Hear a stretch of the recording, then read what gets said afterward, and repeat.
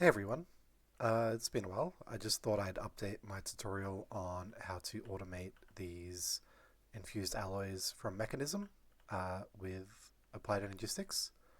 Current pack I'm playing on is all the mods to the Sky 9, and I thought I'd get into it. It's actually gotten a little bit simpler since last time, so I'll just show you. I can go into my system and request 10 infused alloy, and just using these three machines, it'll do that super quick.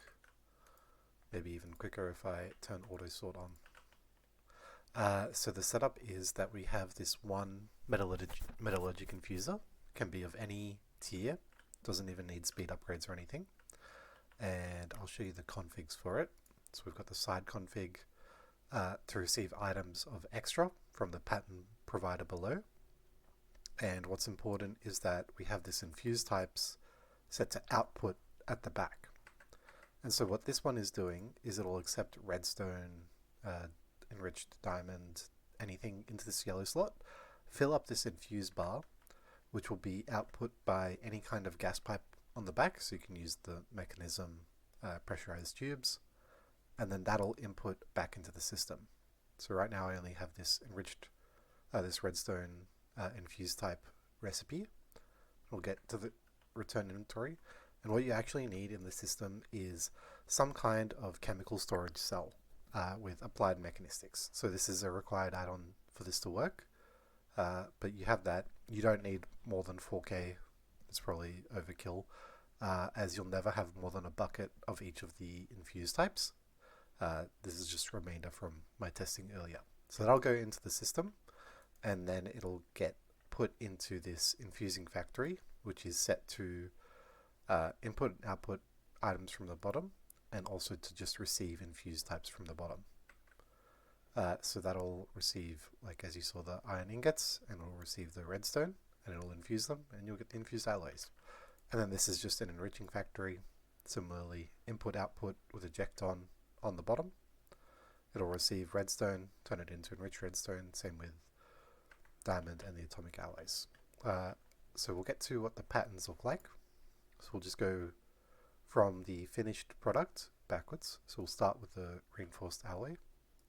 If we look at the recipe, we can go ahead and click that in. So it takes one infused alloy and 0.02 liquid diamond. We'll get that recipe. And to make this, we will go through the enriched diamond, as it's a higher yield. We'll just encode that. And to make the enriched diamond is just a diamond in the enrichment chamber. So we'll go ahead and drop those in. So to make the liquid, just goes in this one. To make the alloy, goes into the infusing factory, and to make the enriched diamond, goes in there. So we should be able to request a bunch of these, and we can see the diamond and some redstone going in and out, making the infused alloys, and then filled up with diamond and infusing them. Just nice, clean, and simple. And then you can go ahead and do that with the atomic alloys as well to set up all your crafting. That's actually about it. The only complicated step last time was you had to remove like the gas canister that would auto appear in the recipe, but that's stopped happening.